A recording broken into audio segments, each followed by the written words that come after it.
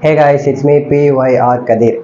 எந்த வருஷத்துலையுமே இல்லாத அளவுக்கு இந்த வருஷம் தங்கத்தோட விலை வந்து ரொம்பவே கம்மியாக ஆரம்பிச்சிச்சு. லாஸ்ட் ஆகஸ்ட் வரைக்குமே தங்கத்தோட விலை வந்து ரொம்ப அதிகமாக இருந்துச்சு. ஸோ அப்போலாம் வந்து ஏன்னா இந்த அளவுக்கு தங்கமாக இருக்கு, இவ்வளோ விலை இருக்கு, இதெல்லாம் நம்ம வாங்க முடியும் அப்படின்ட்டு மக்களுக்கிடையே வந்து ஒரு கேள்வி வந்து கேட்கப்பட்டிருக்கு. இந்த நேரத்தில் தீபாவளி டயத்தில், அதாவது லாஸ்ட் 3-4 டேஸாகவே வந்து தங்கத்தோட விலை வந்து ரொம்பவே கீழே வர ஆரம்பிச்சிச்சு, சரிய ஆரம்பிச்சிச்சு. ஸோ ரொம்பவும் கம்மியாக ஆரம்பிச்சிச்சு. இது மக்களுக்கிடையே ஒரு கேள்வி வந்து கேட்கப்பட்டிருக்கு. என்னன்னு பார்த்தோம்னா, தங்கத்தோட ரேட் வந்து இதுக்கப்புறமா இது மாதிரி டவுன் ஆகுமா, இல்லை வந்து இதே ரேட்டில் தான் இருக்குமா, இல்லை வந்து இன்க்ரீஸ் ஆகுமா, வரப்போகிற காலத்தில் வந்து இன்க்ரீஸ் ஆகுமா அப்படின்ட்டு சாதாரண மக்கள்னால வந்து கேள்விகள் வந்து கேட்கப்பட்டிருக்கு. இது தமிழ்நாடு இந்தியா மட்டும் லெவலில் இல்லாமல் உலக லெவலில் இந்த கேள்விகள் வந்து கேட்கப்பட்டிருக்கு. ஸோ இந்த கட்டத்தில் தான் ஒரு வர்த்தக நிதி நிறுவனமான ஜேபி மோர்கன் அப்படிங்கிற ஒரு வர்த்தக நிதி நிறுவனம், இந்த நிறுவனம் வந்து இதுக்கப்புறம் வரப்போகிற ஆண்டில், அதாவது 2024 எல்லாம் வந்து தங்கத்தோட விலை வந்து எப்படி இருக்கும் அப்படின்னு சொல்லியிருக்காங்க. ஸோ இவங்க சொல்கிறது வந்து கரெக்டாக அக்யூரேட்டாக இருக்கும். இவங்க வந்து தங்கத்தோட விலை வந்து இன்க்ரீஸ் ஆகும்னு சொன்னாங்கன்னா இன்க்ரீஸ் ஆகும், குறையும்னு சொன்னாங்கன்னா குறையும். ஸோ இவங்க எதிர்கால, அதாவது வரப்போகிற அடுத்த வருஷத்தில் வரப்போகிற காலத்தில் எல்லாம் வந்து தங்கத்தோட விலை என்ன இருக்கும் அப்படின்ட்டு இவங்க அக்யூரேட்டாக சொல்கிறவங்க. ஸோ எக்கச்சக்கமான வந்து நிதி நிறுவனம் இருக்குது. ஆனால் இந்த ஜேபி மோர்கன் அப்படிங்கிற ஒரு கம்பெனி மட்டுமே, இந்த நிதி நிறுவனம் மட்டும் தங்கத்தோட விலையை வந்து அக்யூரேட்டாக வந்து சொல்லுவாங்க. ஸோ இப்படி ஒரு கட்டத்தில் இருக்கிறப்ப இன்னொரு பக்கம் வந்து உலகத்தோடைய நம்பர் 1 பணக்காரான வாரன் கஃபேட் அப்படிங்கிற ஒருத்தர் வந்து தங்கத்தை வந்து நீங்கள் வந்து ஒரு பொருளாகவே நினைக்காதீங்க, இதை நம்பி வந்து ஒரு முதலீடு பண்ணாதீங்க, நீங்கள் வந்து முதலீடு பண்ணீங்கன்னா நீங்கள் வந்து ஏமாந்து தான் போவீங்க அப்படின்ட்டு ஒரு பக்கம் இவர் பேசுறாரு. அண்ட் தங்கத்தோட விலை அதிகரிக்குமா இல்லை குறையுமா அப்படிங்கிறது நிர்ணயிக்கக்கூடியது அமெரிக்கா டாலர் தான் அப்படிங்கிற ஒரு விஷயமும் இருக்குது. ஸோ இதை பற்றி தான் வந்து இந்த வீடியோவில் வந்து ஃபுல்லாகவே வந்து பார்க்க போகிறோம். ஸோ தங்கத்தோட ஆக்சுவலாக பார்த்தோம்னா ஒரு கேள்வி தான், தங்கத்தோட விலை வந்து இதுக்கப்புறம் இன்க்ரீஸ் ஆகுமா இல்லை டவுன் ஆகுமா இல்லை வந்து இதே ரேட்டில் தான் இருக்குமா அப்படிங்கிறத இந்த ஃபுல் டீட்டெயிலாக தெளிவாக நம்ம இந்த வீடியோவில் பார்க்க போகிறோம். ஸோ அதுக்கு முன்னாடி நீங்கள் இந்த சேனலுக்கு புதுசாக சப்ஸ்கிரைப் பண்ணிக்கோங்க. அப்போ தான் நான் போடுற வீடியோ உங்களுக்கு தேடி வரும். அண்ட் என்ன மூலியமாக நீங்கள் நிறைய விஷயம் தெரிஞ்சுக்கலாம். அதனால் சப்ஸ்கிரைப் பண்ணிக்கோங்க. அப்படியே பக்கத்தில் இருக்க பெல் ஐக்கானே வந்து கிளிக் பண்ணி வச்சுக்கோங்க. ஸோ நான் வந்து ஸ்ட்ரைட்டாக நான் வந்து ஜேபி மோர்கன் அப்படிங்கிற அந்த நிறுவனம் வந்து என்ன சொல்லுது அப்படின்னு நான் சொல்லிக்கிறேன். கிட்டத்தட்ட வந்து 2026 4வது காலாண்டில் வந்து கிட்டத்தட்ட வந்து ஒரு அவுன்ஸ் அப்படிங்கிறது வந்து $5055 இருக்கும் அப்படின்னு சொல்லப்படுறாங்க. 2026 வந்து ஒரு அவுன்ஸ் தங்கத்தோட விலை வந்து $5055, அமெரிக்கா டாலரோட மதிப்பு. ஒரு அவுன்ஸ் அப்படின்னு பார்த்தோம்னா 31.1 கிராம், அதாவது வந்து சவரனில் சொல்லணும்னு பார்த்தா 3.8 சவரன் அப்படின்னு சொல்லலாம். ஒரு 4 சவரன் அப்படிங்கிறது வந்து இப்போதைக்கு 4 லட்ச ரூபா. ஆனால் 2026 4.43 லட்சமாக வந்து மாறும் அப்படின்ட்டு ஜேபி மோர்கன் நிறுவனம் வந்து சொல்லுது. ஸோ அதாவது என்னன்னு பார்த்தோம்னா 2026 தங்கத்தோட விலை வந்து ஒரு 4 சவரனே வந்து 4.43 லட்சமாக வந்து மாறும். ஸோ 4.5 லட்சத்துக்கு மேலே வந்து இன்க்ரீஸ் ஆகும் அப்படின்னு சொல்கிறாங்க. ஸோ இப்போ வந்து நம்மளுக்கு எல்லாருக்குமே ஒரு கேள்வி கேட்டிருக்கோம், உலகத்தில் எவ்வளோ கம்பெனி இருக்குது, எவ்வளோ நிதி நிறுவனம் இருக்குது, எவ்வளோ மார்க்கெட்டிங் கம்பெனிஸ் இருக்குது, அதெல்லாம் விட்டுட்டு இந்த ஜேபி மோர்கன் நிறுவனம் மட்டும் சொல்கிறது மட்டும் எப்படி கரெக்டாக இருக்குது, இவங்க மட்டும் எப்படி அக்யூரேட்டாக வந்து சொல்கிறாங்க அப்படின்ட்டு நம்ம எல்லாருக்குமே ஒரு கேள்வி வந்திருக்கும். ஸோ இவங்க எப்படி தங்கத்தோட ரேட்டுன்னு சொல்கிறாங்கன்னா, இந்த ஜேபி மோர்கனுடைய முதலீடு பண்ணக்கூடிய முக்கியமான பொருளே பார்த்தோம்னா அது வந்து கோல்டு தான். இந்த வருஷத்தை பொறுத்த வரைக்குமே முக்கியமாக அவங்க வந்து முதலீடு பண்ண பொருளில் முதல் இடத்த பிடிச்சிக்கிறது அது வந்து கோல்டு அப்படின்னு அவங்களே சொல்லியிருந்திருக்காங்க.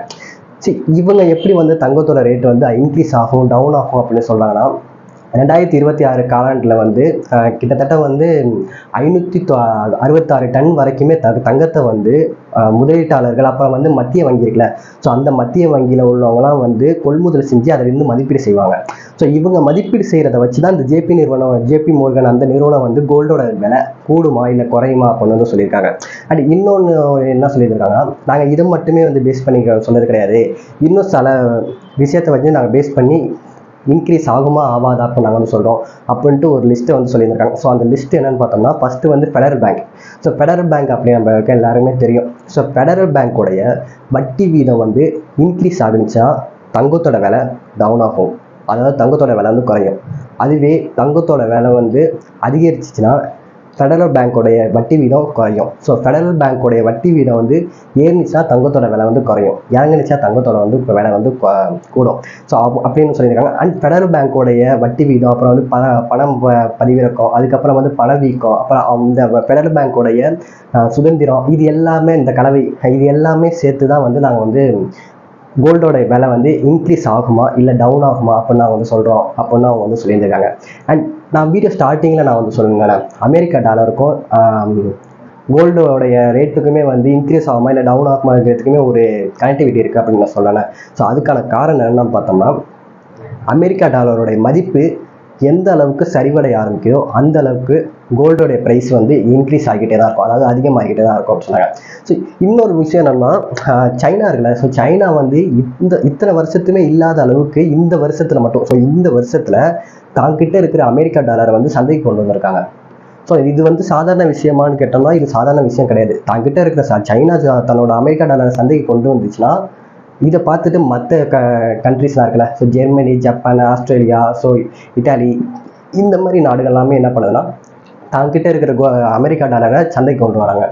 ஸோ இது சிம்பிளான ஒரு கான்செப்ட் தான். இப்படி அமெரிக்கா டாலரை சந்தைக்கு கொண்டு வந்தோம்னா அதோட வேல்யூ வந்து ரொம்ப, அமெரிக்கா டாலரோட வேல்யூ வந்து டவுன் ஆகி தங்கத்தோட மதிப்பு வந்து இன்க்ரீஸ் ஆக இருக்கும், அதாவது ப்ரைஸ் வந்து அதிகமாகும், விலை அதிகமாக வரைக்கும்.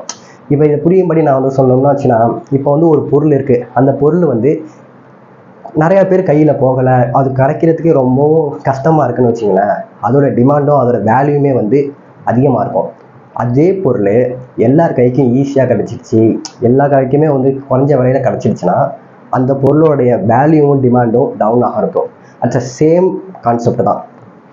அமெரிக்கா டாலர் வந்து ஒரு சில பேருக்கு கைக்கு மட்டும் இருக்கிறப்ப அமெரிக்கா டாலரோட மதிப்பு வந்து அது இன்க்ரீஸ் ஆகும், அதோட மதிப்பு வேல்யூ வந்து உயர்ந்து இருக்கும். அதுவே எல்லார் கைக்கும் ஈஸியாக போயிட்டுன்னு வச்சுங்களேன், அதோட மதிப்பு வந்து ரொம்பவும் கம்மியாக ஆரம்பிக்கும். இப்போ வந்து யூடியூப்பில் வந்து வீடியோ போடுறாங்கல்ல, ஸோ அவங்க வந்து அதிகமாக வந்து அமெரிக்கா டாலரை வச்சு தான் போடுவாங்க. ஏன்னா அமெரிக்கா டாலருக்குன்னு வந்து வேர்ல்டு கரன்சி அப்படின்னு சொல்லலாம். சரி, அவங்க வந்து எக்கனாமிக்கல் படி அவங்க அந்த அமெரிக்கா டாலரை வச்சு தான் வந்து எல்லாருமே வந்து எக்கனாமிக்கல் பண்ணுவாங்க. ஸோ வர்த்தக வணிகம்லாம் எல்லாமே பண்ணுவாங்க. ஸோ இதே மாதிரி நம்ம தாங்கிட்ட சைனா வந்து தாங்கிட்ட இருக்கிற அமெரிக்கா டாலரை வெளில சந்தைக்கு கொண்டு வரதுனால மற்ற நாடுமே சந்தைக்கு கொண்டு வர அமெரிக்கா டாலரை பார்த்து இந்த சைனா பண்ணதை பார்த்துட்டு அமெரிக்கா டாலர் வந்து கொண்டு வரும். ஸோ இதனாலுமே வந்து தங்கத்தோட விலை வந்து இன்க்ரீஸ் ஆக ஆரம்பிக்கும் அப்படின்னு சொல்கிறாங்க. அண்ட் இன்னொரு விஷயம் என்னன்னா, பிரிஸ்க் நாடு அப்படின்னு ஒரு 5 நாடு இருக்குது. அதாவது வந்துன்னா BRICS அப்படின்னு சொல்லுவோம். அந்த இதுதான் பிரிஸ்க் நாடுகள். ஸோ அதாவது வந்து Brazil, Russia, India, China, south Africa.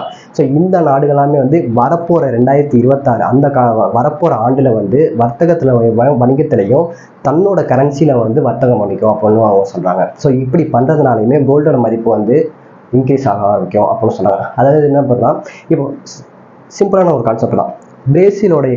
Brazil வந்து தாங்கிட்ட இருக்கிற அமெரிக்கா டாலரை வச்சு வர்த்தகம் பண்ணாமல் அதோடைய கரன்சியை வச்சு வர்த்தகம் பண்ணும். ரஷ்யா வந்து தாங்கிட்ட இருக்கிற அமெரிக்கா டாலரை வச்சு வர்த்தகம் பண்ணாமல் அதோட கரன்சியை வச்சு வர்த்தகம் பண்ணும். ஸோ இந்தியாவுமே அதேமாதிரி தான். இந்தியாவுக்கு நம்ம ஊரில் வந்து ருபீஸ் சொல்லுவாங்க. ஸோ அந்த கரன்சியை வச்சு வர்த்தகம் பண்ணும். சைனாவுமே வந்து அவங்கக்கிட்ட இருக்கிற அமெரிக்கா டாலரை விட்டுட்டு தன்னோட காசை வச்சு கரன்சி இது எக்கனாமிக்கல் பண்ண ஆரம்பிப்பாங்க. அதே மாதிரி சவுத் ஆஃப்ரிக்காவும் அது மாதிரி தான். ஸோ இப்படி பிரிஸ்க் நாடுகள் வந்து தன்னோட கரன்சியை வச்சு வர்த்தகம் பண்ணுறதுனால தங்கத்தோட விலை வந்து இன்க்ரீஸ் ஆகும் அப்படின்னா அவங்க வந்து JP மோர்கன் கம்பெனி வந்து சொல்லியிருந்திருக்காங்க. ஸோ இது ஒரு பக்கம் வந்து இருக்குது. ஸோ இப்போ இதில் ஒரு கான்செப்ட் என்னன்னு பார்த்தோம்னா, 2026 தங்கத்தோட விலை வந்து இன்க்ரீஸ் ஆகும். இதுதான் வந்து கான்செப்டே. ஸோ இப்போதைக்கு வந்து டவுன் ஆகிருக்கு, இதுக்கப்புறமா வந்து டவுன் ஆகும்னு கேட்டோம்னா சான்ஸே கிடையாது. 2026 தங்கத்தோட விலை வந்து இன்க்ரீஸ் ஆகும் அப்படின்னு அவங்க சொல்லியிருக்காங்க. அண்ட் இது ஒரு பக்கம் இருக்கட்டும். இன்னொரு பக்கத்தில் வந்து உலக பணக்காரரான வாரன் பஃபெட் அப்படிங்கிறவர் வந்து சொன்னாருன்னு சொன்னேன். ஸோ தங்கத்தை வந்து ஒரு பெருசாக இருந்தாலும் நினைக்காதீங்க, அது ஒரு முதலீடு பண்ணக்கூடாது, அது வந்து ஒரு பொருளாகவே நினைக்காதீங்க. இந்த ஒரு கான்செப்டை இவர் சொன்ன உடனே உலகத்தில் ஃபுல்லாகவே நெட்டிசன்கள் சோசியல் மீடியாலுமே வந்து பல கேள்விகள் எல்லாமே கேட்கப்பட்டாச்சு. ஏன்னா இவர் ஒரு உலக பணக்காரன், ஒரு தங்கத்தோட மதிப்பு எவ்வளோ இன்க்ரீஸ் ஆகிட்டு இருக்கு, இவர் போயிட்டு இப்படி சொல்கிறாரே அப்படின்ட்டு அவர்கிட்ட வந்து நிறைய கேள்வி கேட்டாங்க. இதுக்கு ஒரு சிம்பிளான ஒரு ஆன்சர் வந்து அவங்க சொல்லியிருக்காங்க. ஸோ அந்த ஆன்சர் வந்து என்னன்னு பார்த்தோம்னா, தங்கம் அப்படிங்கிறது வந்து ஒரு பொருளாகவே மதிக்கக்கூடாது. ஏன் அப்படின்னா தங்கத்தோட விலை வந்து இப்போ இன்னைக்கு வந்து நீங்கள் வாங்குறீங்க அப்படின்னா விலை கம்மியாக இருக்குன்னு வாங்குறீங்கன்னு நினச்சிங்கன்னா ஓகே, நீங்கள் வாங்குறீங்க. ஆனால் உங்களுடைய லக்கு அந்த தங்கத்தோட விலை வந்து நாளடைவில் வந்து இன்க்ரீஸ் ஆகலாம், இல்லையா கம்மியாகலாம். ஸோ இது வந்து நான் ஸ்டாண்டர்டாக வந்து சொல்ல முடியாது அப்படின்னு சொல்லியிருக்காங்க. அது மட்டும் இல்லாமல் நீங்கள் வந்து தங்கத்தை நம்பி முதலீடு பண்ணுறீங்கன்னா அப்போ வந்து நீங்கள் வந்து இப்போ தங்கத்தோட விலை வந்து அதிகமாக இருக்குது அப்படின்ட்டு நீங்கள் முதலீடு பண்ணீங்க. ஆனால் நாளைக்கு அந்த தங்கத்தோட விலை வந்து திடீர்னு உங்கள் பேட் லக் சரிய ஆரம்பிக்கலாம். ஸோ தங்கத்தோட மதிப்பு வந்து ரொம்ப கம்மியாக ஆரம்பிக்கலாம். திடீர்னு உங்களுடைய லக்கு இன்க்ரீஸ் ஆக ஆரம்பிக்கலாம். ஸோ இதில் லாஸ் ஆகுமா இல்லை வந்து நீங்கள் வந்து இதில் வந்து லாபம் பெறுவீங்களா அப்படின்ட்டு உங்களாலேயே சொல்ல முடியாது. ஸோ இது தங்கத்தை நம்பி ஒரு பொருள் வந்து ஒரு பொருளாகவே மதிக்காதீங்க, இதை நம்பி முதலீடு பண்ணாதீங்க அப்படின்னு அவங்க சொல்லியிருக்காங்க. அண்ட் இன்னொன்று என்னென்னு பார்த்தோன்னா 1,70,000 மெர்க்குரி டன். ஸோ 1-2 1,70,000 1,70,000.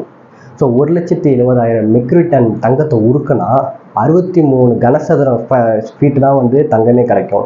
ஸோ இப்படி சின்ன அளவு தங்கத்தில் தான் நம்ம எல்லாருமே வந்து விலை மதிப்பாக தான் வந்து பார்த்துட்ருக்கோம்.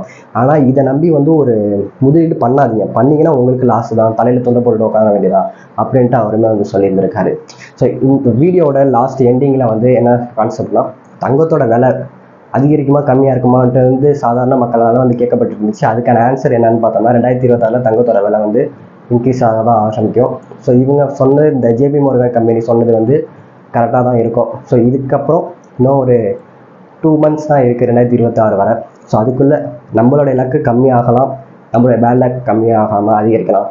ஸோ அது என்னென்னு அப்படின்னு நம்ம இதுக்கப்புறம் தான் பார்க்கணும். அண்ட் தங்கத்தோட ரொம்ப மதிப்பற்ற ஒரு பொருள்னு பார்த்தோம்னா அது வந்து டைம் தான். ஸோ டைம் இஸ் கோல்டு அப்படின்னு சொல்லுவாங்க. ஸோ உங்களோட நேரத்தை ஒதுக்கி எனக்கு என்னோட வீடியோ பார்த்ததுனால உங்களுக்கு 4 விஷயம் நீங்கள் வந்து தெரிஞ்சுக்கிட்டீங்க.